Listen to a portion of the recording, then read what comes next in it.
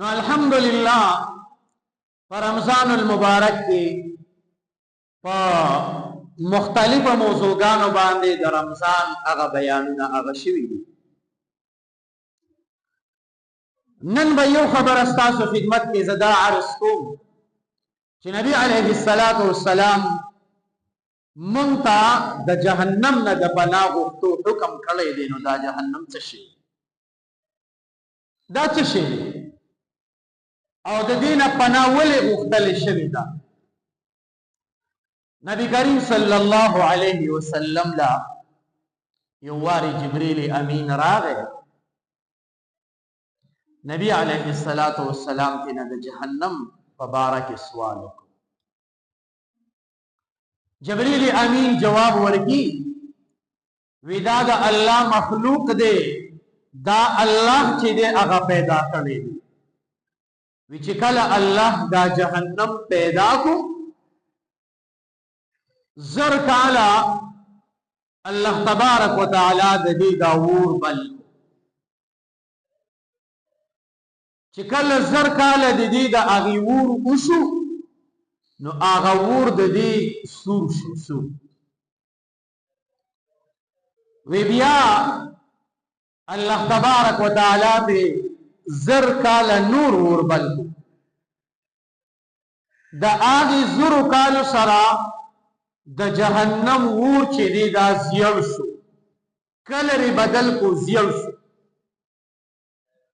وی بیا د هغې نه وروسته الله زر کاله نور په جهنم دا اور بل کو. وی د هغې زرو کالو سره د جهنم دا اور تور شو، تور. 3000 کاله په جهنم باندې اور چې دی هغه بل شو. د 3000 کالو نه وروسته د هغې اور تور شو او داسې حد ته ورسېدو وی چې د هغې په لمبه کې کمې نه راځي، د هغې په سروټکه کې کمې نه راځي، د هغې لمبه کمزوري کېږي نه،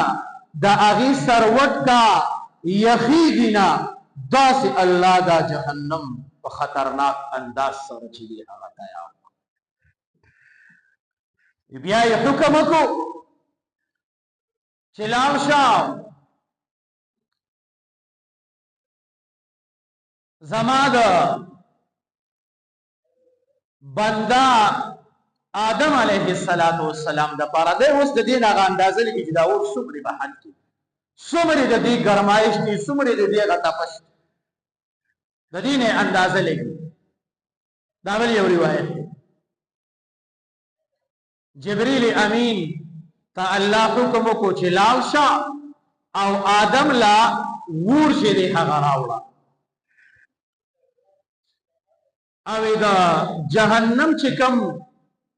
فرشته ده، مالک دی، دربانچی دی، هغه ته ووایه چې زه آدم له چې دی هغه اور وړم.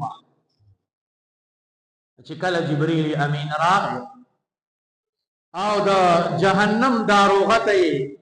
د الله دا پیغام راوړو چې د الله په حکم راغلی ما د جهنم نه اور وړم. نو دا مالک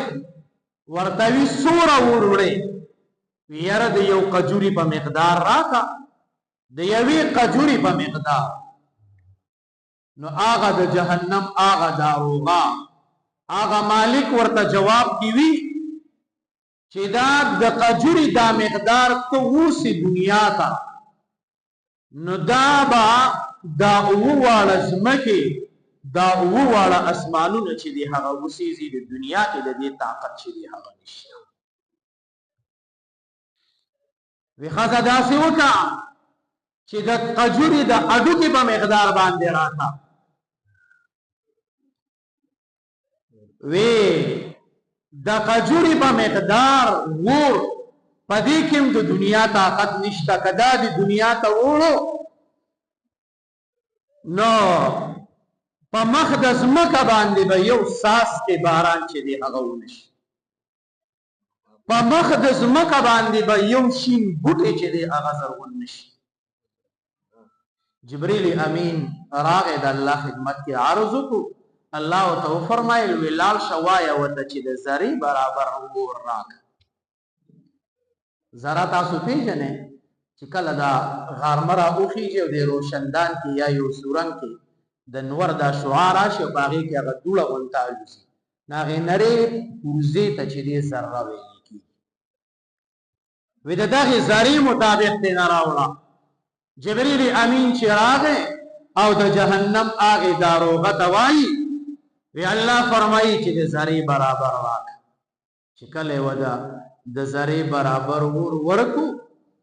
نو مخکې یې هغې له په یو نهر کې او یا زره غوبې چې دی هغه ورکړي هغې اور له هغه یو زره وورې چې دی هغه په اویا زره غوبو باندې یخ کړو بیا چې کله دنیا ته راوړو د یو غر په سر باندې کېښودو د هغې یوې ذرې سره هغه غر هغه مضبوط غر چې دی د هغې ګټې د هغې کاڼي د هغې ونې بوټي دا ویل شو دا چې دی هغه ختم شو دا ورونو خیال وکړئ چې د جهنم اور دومره خطرناک دی د هغې ځای نه هغه اور واپس الله جهنم ته بوتلو نو د دنیا دې اور ته وګوره دا د هغې هغه ذره چې دی هغه هم نه ده مونږ ورته یو سیکنډ لاس نشي نیوي یو سیکنډ ورته مونږ ګوته نشو دننه کولی که معمولي بسر یې راباندې ولګي نو هغه مونږ سوځي هغه زمونږ کپړه سوځي زمونږ په وجود باندې داغ چې دی هغه رغي آیا دا فکر مونږ کړی دی آیا دا سوچ مونږ کړی دی چې نبی علیه السلام مونږ ته فرمایي چې د دې اور نه پناه وغواړئ د الله نه معافي وغواړئ عائشه رضی الله عنها د نبی علیه السلام خدمت کې عرض کی د الله رسوله د دې ښې شپې ورځ متعلق د لیلة القدر متعلق د تپوس وی د الله رسوله که دا شپه زه ومومه د دې کې به زه څه کوم دې باندې ما تېره جمعه باندې تاسو ته بیان کړی دی بهرحال دا د دې موقع مناسب سره دا مناسبت سره دا خبره ده دا درته کوم نبی علیه السلام ته وفرمایل وی ته دا دعا غواړه چې اللهم انک عفو کریم تحب العفو فاعف عنا دا سوال پکې وکړه اللهم انک عفو الله ته ډېر عفو کوونکی ته ډېر معافي کوونکی تحب العفو او تاسو عفو درگذر معافي دا چې دی دا خوښوئ نو فاعف عنا الله مونږ ته عفو او درگذر دا چې دی هغه وکړي که دا الفاظ دله نه درځي په عربۍ باندې صرف پښتو کې وایي الله ته عفو کوونکی ته عفو چې دی هغه خوښې ستا خوښه ده عفو الله نو ما ته د سره عفو کې معاف کړي چې دا سوال د الله نه چې دی هغه په الله ځان وبخو په الله ځان د جهنم نه چې دی هغه سکو هغه راوبس نبی علیه السلام جبریل امین ورته د جهنم دا تفصیل دا سکو دا بیان ورونو دا رمضان المبارک اخیره عشره ده او بیا په اخیره عشره کې کیدی شي دا جمعه الوداعی جمعه شي خو داسې نه چې مونږ د دې الوداعی جمعې دا مقصد بل طرف ته چته ونه ګرځو دا الوداعی مطلب دا دی چې رمضان زمونږ نه چې دی هغه لاړه د نیکو اعمالو سلسله زمونږ نه لاړه د منځونو عبادتونو سلسله رانه چې دی هغه ځي داسې نه چې مونږ په دې طریقه باندې الوداعی کو چې بس مانځه تم ز الوداع وېما نوافل تم الوداع وېما او تلاوت تم الوداع وېما ذکر اذکار ته الوداع وېما او دا حقیقت دی ګوري دکا مونږه کودا پر رمضان کې زمونږ د جمعاتونو سهال وي پر رمضان کې زمونږ د تلاوتونو سهال وي پر رمضان کې زمونږ د ذکر او اذکار سهال وي چې کله د اختر منځ شي څنګه چې د رمضان الوداع سو دغه شان زمونږ د جمعاتونو هغه مونږ هغې ته چې دی الوداع وکړو بس را روان کال به د سره بیا څه کې غم میلاوي بیا زمونږ جمعاتونو کې یو سب چې دی هغه په مینتونه په جولو باندې چې دی هغه وکړي د سار د منځ خو اډو تپوس مه کوه خو د دې نورو منځونو آل که وپوښتې نه هغه یو سب په مینتونو په جولۍ باندې هغه یو سب چې دی هغه وکړي تلاوت ته مونږ شاکو ذکر و اذکار ته مونږ شاکو جمعات ته مونږ چې دی هغه شاکو رونو څرنګه چې په رمضان کې مونږ دا جمعات ډک ساتلی دی څرنګه چې په رمضان کې مونږ د قرآن خیال ساتلی دی څرنګه چې په رمضان کې مونږ منځ نه دی پرېښی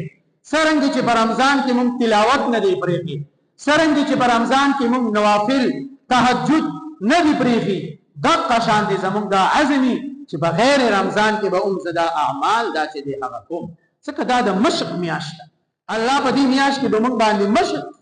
چې زما دا بنده عادت شي د اعمالو سره بهرحال نبی کریم صلی الله علیه وسلم ته جبریل امین د جهنم الاوال چې دی هغه ووی بیا د نبی علیه السلام تپوس کی وی د جهنم دا دروازې چې دي نو وی دا زمونږ د دې دروازو په شان دي څرنګه چې زمونږ دا دروازه دا هغه دروازه د په عام لیول کې دي جبریل امین جواب ورکړي نه وی دا د یو بل د پاسه دي دا اوه منزله دي نبی علیه السلام دې تپوس کی وی دې ته به کم خلق زي سزا د چا پکې سخته ده دا خبره رونو په غور سره چې دی هغه واوري او د نبی علیه السلام دغه حالات ځان ته لږ رامحیطه کوي چې د نبی علیه السلام په دغه ټیم کې څه حالات دي باغی څه تیریږي جبریل امین ته عرض کړي د الله رسوله دا د ټولو لاندې طبقه چې کومه ده د لاندې دا کم منزل چې دی دا د ټولو نه خطرناک منزل دی دغه ته به منافقین دا د منافقین زید ان المنافقین فی الدرک الاسفل من النار دی به د جهنم په لاندې طبقه کې د ټولو نه خطرناک عذاب او سزا به د دغه منافقین بیا نبی علیه السلام فرمایي جبریل امینه د دویمه طبقه کې وسوک وی دا الله رسوله د دویمه طبقه کې با مشرکان وي دې تبا مشرکان چې دی اغازي چې کوم خلقو د الله سره شریک ګرځولې دي دویمه طبقه د هغه خلقو د دویم نمبر عذاب د حبیب نبی علیه السلام بیا فرمایي جبرئیل امینا دا دریمه طبقه او دا دریم منزل د چا دی جبرئیل امین عرض کی ودا الله رسوله دا دریمه طبقه او منزل چې دی دا د صابئین دی والنصارى والصابئین قرآن مجید کې د دغه خلقو ذکر چې دی هغه راغلی هغه خلق چې هغه د انور یا د ستورو عبادت وکاو هغه خلق بدی ته چې دی هغه نبی علیہ السلام بیا فرمایي جبرئیل امین دې سلورمه کې بسوکی جبرئیل امین عرض کی ودا الله رسوله دې کې با مجوس وی دیتا با مجوسیان چې دی اغازی چې کم خلق د ور عبادت کی دیتا با آغا خلق چې دی اغازی دی خلقو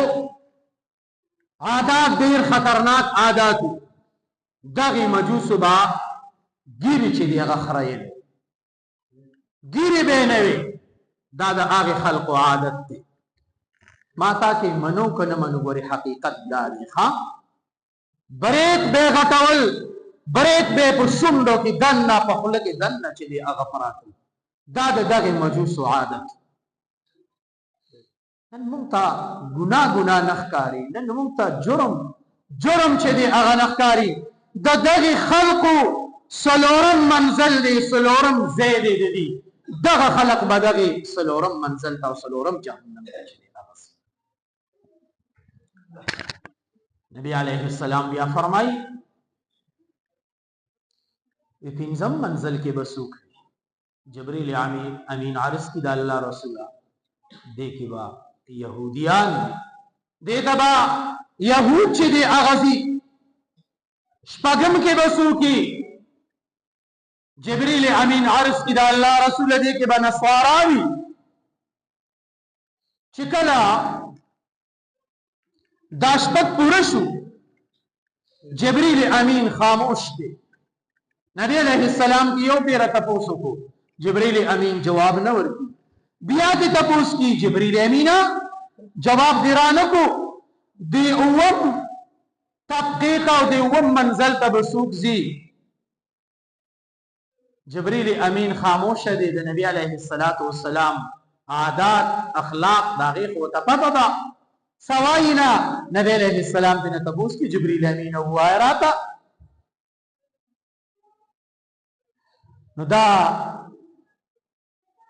ډیره د درد او د غم خبره ده جبريل امین سوی د الله رسوله ستاد امت هغه ګناهګار چې هغه ګناه کبیره کړی وي توبه یې نه وي ایستلې په غیر د توبې نه هغه چې دی هغه مړی وي د الله رسول ستا هغه ګناهګار امتیان جهنم ته ځي نبی علیه السلام چې دا واورېد په شا واورېد بیهوش زما ستا په فکر کې زما ستا په درد کې زما ستا په غم کې نبی علیه السلام بیهوش شو چې زما امت ګناهګار هغه به جهنم ته ځي نبی علیہ السلام بیهوش لږ ساعت وروسته نبی علیہ السلام تفاقه وشوه نبی علیہ السلام اوښ کې بهیږي د جبريل امین اوښ کې چې دی هغه بهیږي نبی علیہ السلام دې تپوس کې جبريل امینا تو ولې جاړې تو روح الامین تو الله تمام انبیاء ترا لګلې تو ولې جاړې ستا سره د څه شي غم دی ستا سره د څه شي فکر دی جبريل امین څه جواب ورکړي د الله رسوله زما سره زال لدا غم دی داسې نه چې الله ته د زمانه خپه نشي او زما فیصله په دې خلکو کې چته چې دی هغه وشي نن د ګناه خبرې مونږ ته وړې خبرې چې دی هغه ښکاري ګناه مونږ ته ګناه چې دی هغه نه ښکاري زیاتې مونږ ته زیاتې چې دی هغه نه ښکاري نو نبی علیہ السلام ته الله پیغام راولېږه چې الله ته د دین چې دی هغه بری کړي او امت خو به دې ته امت به دې ته چې دی هغه کېږي هغه نورونو الله را له مقرا کړی دا الله را له وخت را کړی دی الله له ټیم را کړی دی چې په دې لږ شپو ورځو کې به الله پاک باندې ځان وبخو تاسو ته اول کې ما وی چې نبی علیہ السلام به څلور خبرو ترغیب ورکاو نمبر 1 د لا اله الا الله د ذکر تلقین به ورکاو چې دا ډیر ډیر کړي دویم د جنت سوال الله نه چې دی هغه کوي دریم نمبر د جهنم نه پناه چې دی هغه غواړي ځکه جهنم ډیر خطرناک دی تاسو ته پته شته یو حدیث کې راځي وی د ټولو نه کم عذاب د جهنم دا بسی وی الله به یو جهنمی راولي وی هغه به صرف د جهنم نه پیزار راولي پیزار نور وجود به بچي پیزار به ولا راوړي دغه پیزار به ته پخپو کې دا به دغه سزا نو دا هغه پیزار پخپو کېدو سره با د دماغ بره خوټ کی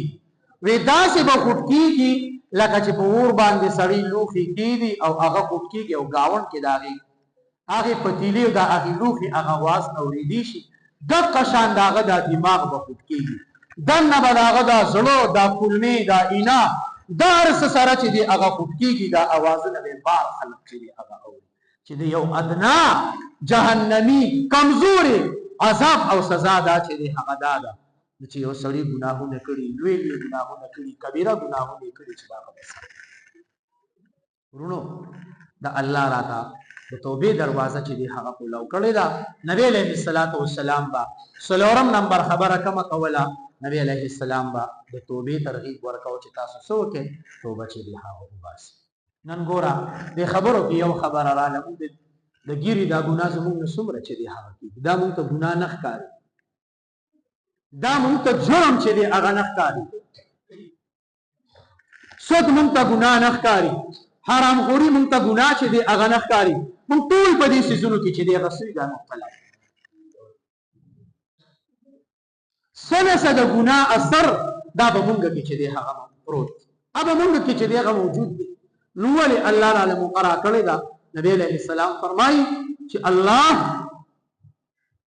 د رمضان په اخیره کې په دې ټول رمضان کې چې په ماقامونو کې څومره قیدیان د جهنم آزاد کړي دي نو الله په اخیره شپه د هغې مړي چې دی هغه ازادي خو چې موږ خو الله ته توبه وباسو نو چې توبه خپله کړو او دا د خپل زندګۍ اخیرې روزې وګڼو روان هفته کې پته نه لګي چې بله جمعه به موږ ته په رمضان کې میلاو شي او که میلاو نه شي دا زمونږ اخیري الوداعي جمعه ده چې په الله پاک باندې ځان سکو وبخو د الله مخې ته درنه وکړو د الله مخې ته کینو یو ګنټه ټیم وباسو د مازدیګر د مانځه نه وروسته د ماښامه پرې وکینو او دا عزم وکړو چې زه به نن په الله ځان بخم نن به زه په الله خپل ټول ګناهونه معاف کوم په الله به ځان صفا کوم بس زمونږ د جمعه ته پورې خبره ده بس مولا خبرې وکړې خوږې خبرې وکړې خوږه مسئلې وکړه بار ته چې لاړ شي بیا به هغې خپلو کارونو کې چې دی هغه خپل بیا په دې څلورونو کار نه کړي نو یو عارض مې ستاسو خدمت کې چې دی هغه دا وکړو د لیلة القدر متعلق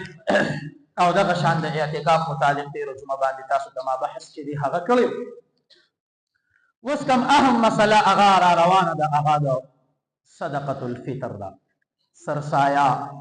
او فطرانه دا ورته چې دی هغه موږ سکو هغه وایي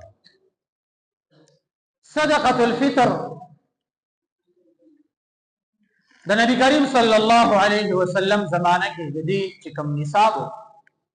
نو 20 دینار او 100 دراهم 20 دینار دا د سرو زرو روپے ته وایي او 100 دراهم دا درهم دا د سپینو زرو روپے ته وایي نو په دغه حساب سره د دینه د سپینو زرو نه 52 تولې د دغه 100 درهمونه راغلي او د دغه 20 دینارونه ونیمې تولې سره چې دی هغه سکیږي هغه راغلي بلندو باندې به ته خلاصه دا ووایم چې کم سړی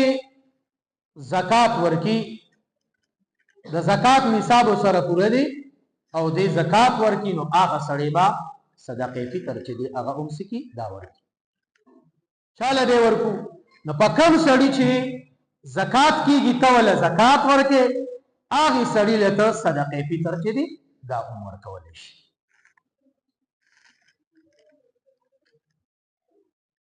دا مونږ ولې ورکو نو یو دا په دې بنیاد باندې ورکو چې غټه وجه هم دا ده چې رمضان المبارک کې د انسان نه څه کمی کوتاهی وشي څه کمزوری وشي نو چې کم صاحب نصاب دی نه د هغې هغه کمزوری کوتاهی الله پاک په دې صدقې فطر باندې سکي دا پوره کړي او بله وجه دا ده چې دا د هغې غریب سره یو همدردي وشوه دا هغه مونږ ټول رمضان کې ځان له څومره خوراکونه کړي څومره څیزونه به مو خوړلي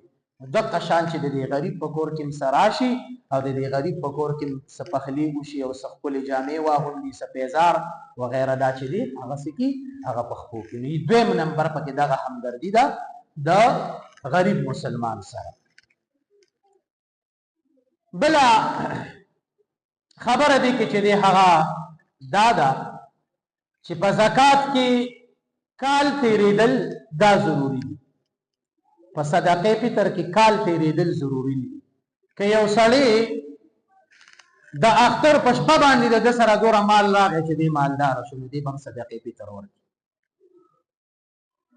د مانځه نه مخکې د سره مال راغی دغې ټیم کې یو ماشوم چې دی هغه هم پیدا شو د هغه به هم صدقې فطر ورکړي چې کله دی مالدار وي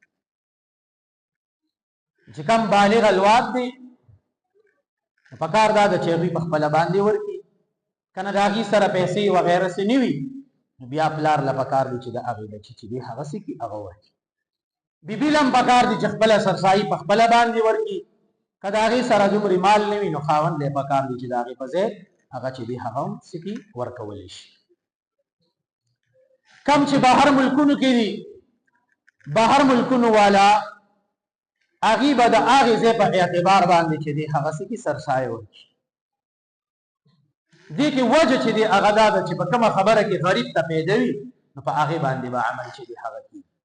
نو غریب ته پیدا چې دی هغه په دې کې ده چې یو سړی به بهر ملک دی هغه د خپل نابالغه الواد سرسایه د هغې ځای په اعتبار سره که هلته ورکړي ټیک تا که دلته یې ورکړي ټیک ته په دې کې غریب ته پیدا چې دی هغه څه ده هغه زیاته ده. او چې کم بالغ الواد دی یا بیبي ده هغې دې ځله د دې ځای په اعتبار سره په خپله باندې ورکړي او نابالغه الواد دا د پلار سره ټچ دي د دې کومه صدقه فطر چې دی دا به خپل پلار چې دی هغه ورکړي. نو دا د دې متعلق چې دی هغه یو څو خبرې وي دا ستاسو مخکې چې دی هغه ما څه کړلې هغه عرض کړي. اوس مقدار یې څومره دی نو زمونږ مولانا صاحب عزیز الرحمن صاحب هغې حساب کړی او ټول ملګرو ته یې لیږلی دی چې په دغه اعتبار سره بیا سرسایه ورکړي. نو ګوره نبي علیه الصلاة والسلام څلور نومونه اخیستي دي څلورو څیزونو سرسایي ورکړې ده. یو غنم دی یو وربشي دی یو کجوره ده یو وسکي دي. نو مونږه اکثر داسې کوو مونږه د غنمو طرف ته رجحان زیات دی. د غنمو مقدار 260 روپۍ دی د یو کس. د وربشو مقدار 400 روپۍ دی او د کجورو مقدار 3200 روپۍ دی د یو کس او د وسکو مقدار 4400 روپۍ. نو دا به سړی د خپل استعداد مطابق چې دی هغه ورکړي. اوس ډېر مالداره سړی دی هغه به دا نه کړي چې هغه وي چې راشه د غنمو مطابق یې ورکوم. ستاسو وس دی تا د خپل اندازه ده چې زه دومرې مالدار یم نو په دغې څلورو واړو نصابونو کې په یو باندې چې دی هغه ورکړه.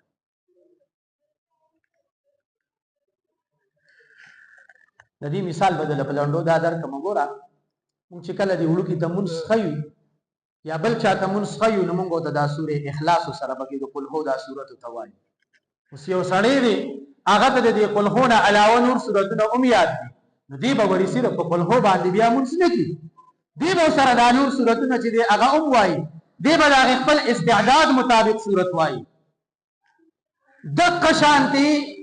دا کس به د خپل استعداد مطابق چې دی هغه څه کې سرسایه ورکړي. چې کم مالداره دی صرف صاحب نصاب دی بس د غنمو په اعتبار سره دی ورکړي. کم خلک گزاره کی جو د